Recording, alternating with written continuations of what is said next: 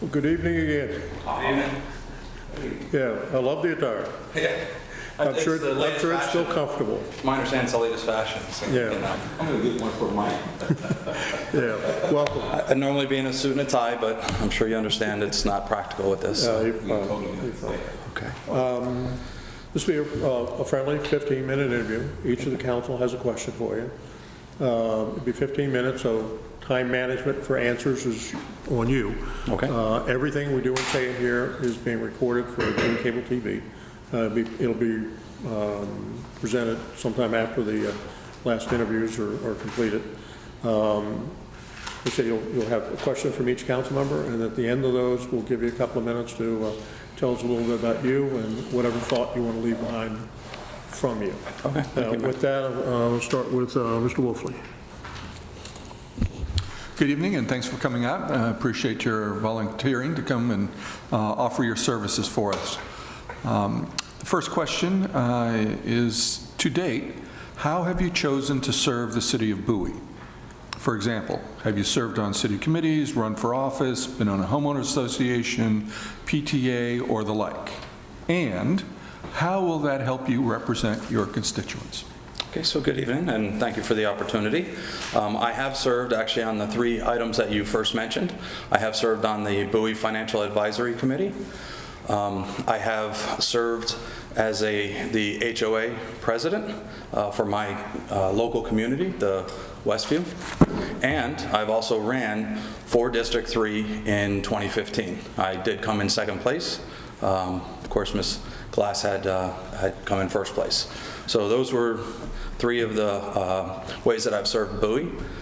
In addition, I've served my community. I was a volunteer firefighter for 14 years, was not here in Bowie, it was in Odenton when I lived in that area. I've served in the military. I was medically retired due to injuries I sustained in Afghanistan, but I served a total combined time of 29 years. Of the 29, 17 was active duty, 12 was reserve. So I had a long active duty career and then call-ups for the different tours until I was injured in Afghanistan. So I currently serve as a government employee, so I continue to serve. I'm a Department of the Army employee at the Pentagon. So those are ways that I serve the community in general, but specifically for Bowie, I mentioned the 3. That has given me a lot of understanding of the needs within Bowie, especially the needs within District 3. Since I did campaign, I went door to door knocking on every individual that was registered that I was able to gain access to. I wasn't able to, of course, to speak to everybody. However, there were some communities that were, if you don't have a special pass, you can't get in. Certain not townhouses, but certain apartment complexes and things like that. But of course, during campaigning, I tried to reach out to everybody, including other HOAs, because I believe that as a representative or as a council member, you are a representative, and therefore you need to interact with the community. That's the important thing, because you're there to represent what they desire and what their position is. I intend to run again during 2019. I actually reached out to Ms. Hernandez, and she said the paperwork's just not ready yet to file. Otherwise, I would have already filed for 2019 for District 3. Okay. Thank you very much. Mr. Stepp. Good evening. The Sears location at Bowie Town Center is closing. The owners of the property are planning a mixed-use development for the site. What are your thoughts on the matter? So I went to the stakeholders meeting the other day, and I was able to hear the community's concerns and input and the developers.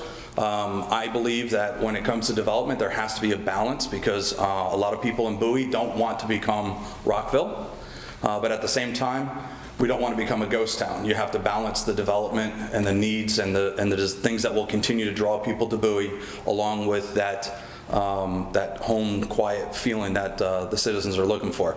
I believe that the mixed use for the Sears is a perfect opportunity.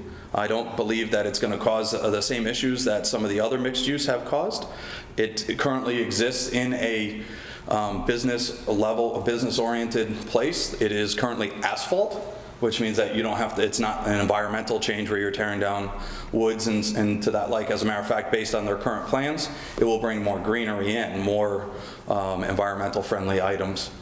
In addition, I believe that the infrastructure here is designed for it. You've got the 6 lanes out on 197 that are perfectly designed for a heavier traffic. But I also believe that the mixed use concept is not going to bring in as much traffic as people expect, because mixed use tends to draw in millennials. And millennials don't drive. They walk, they commute, they bicycle, things to that nature. So I believe that that the council will face less opposition, hopefully, and at least they should, than they have with other mixed-use areas. And I actually believe it's a perfect opportunity to bring some new gourmet or boutique items to Bowie that's going to help draw in individuals, give individuals some new, new places to go. And maybe just a new refreshing of Bowie. I feel that we've lost a lot of our commerce to Crofton and Gambrills and to Glendale and areas like that. And of course, when the businesses move out, then individuals have to decide, are they going to commute 20 minutes to go to the grocery store? Now, of course, we fortunately do have Harris Teeter here, which is great and all that. But when other items like that move out, then individuals have to decide, do I ultimately want to live somewhere where I have to drive 20 minutes just to get to something, or do I want to just live near there? And so I believe that this is going to refresh Bowie, and I think that it's a great opportunity. Okay. Mr. Marcos. Thank you, Mr. Mayor, and thank you for being here tonight. Thank you. My question also deals with development, and it's a two-part question. It is, how do you feel about going forward with residential and commercial development in Bowie? And what do you think the relationship between the county and Bowie should be with regards to that development?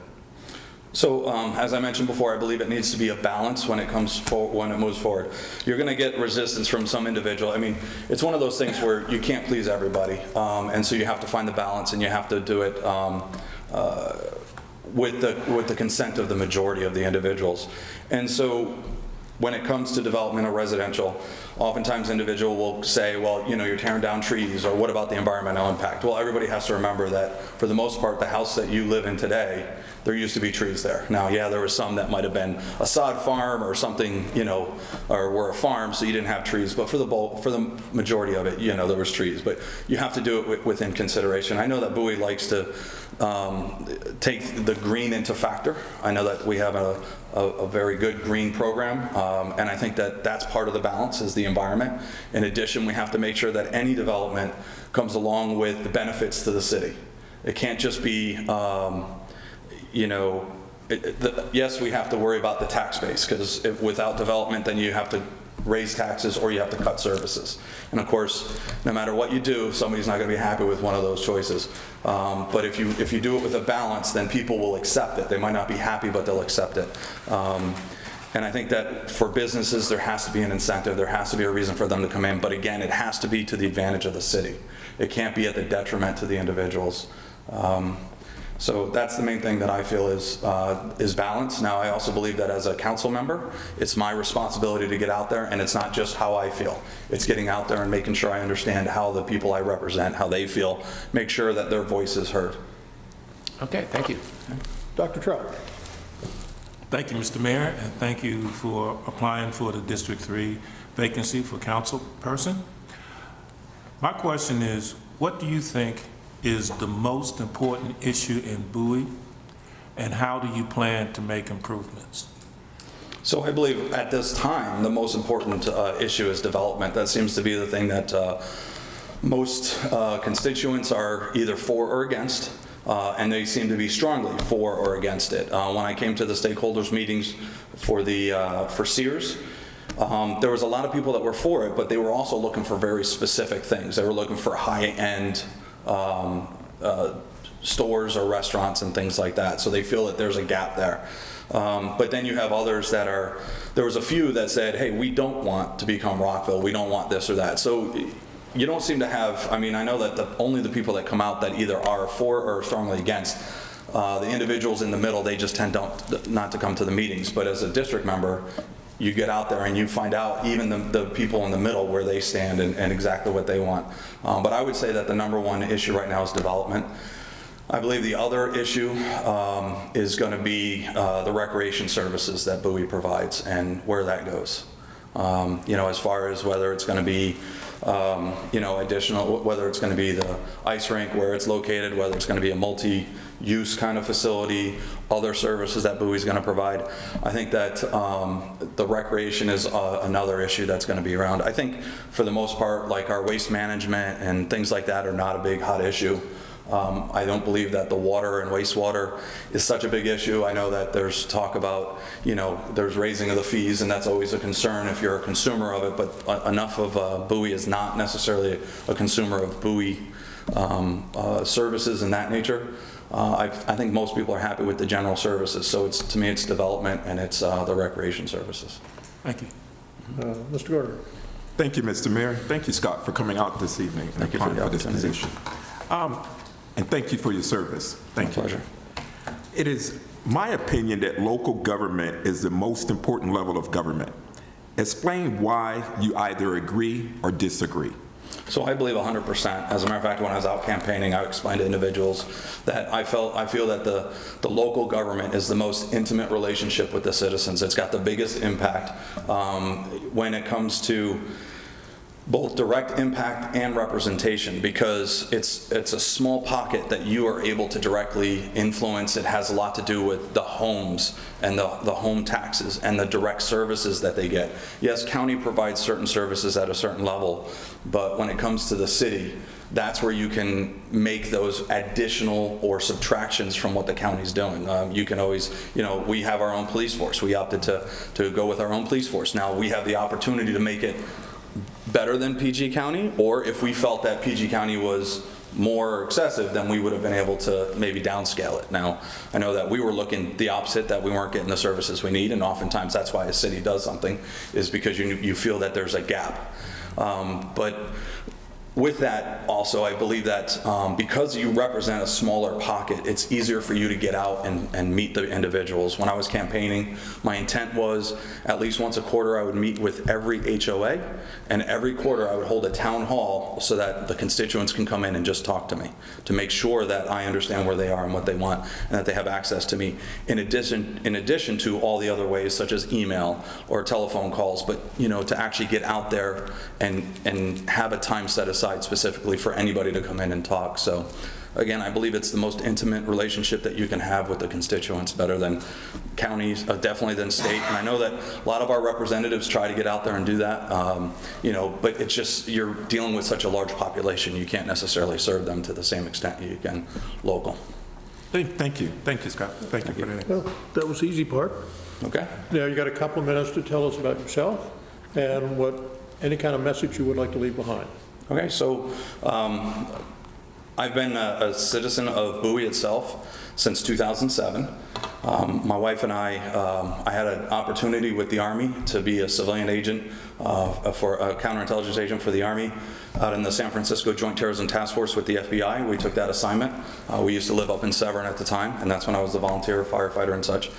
On the way, when we moved back here, we actually made a specific decision to sell our home in Severn, even though it was closer to where my new assignment was, and to buy here in Bowie. So we are homeowners here in Bowie, so we understand what it's like to own the home, and we are invested here in Bowie as homeowners. But we specifically chose Bowie as the place that we wanted to live because of the services we get, because of the government and the location, and we saw things, that Bowie was moving forward and such.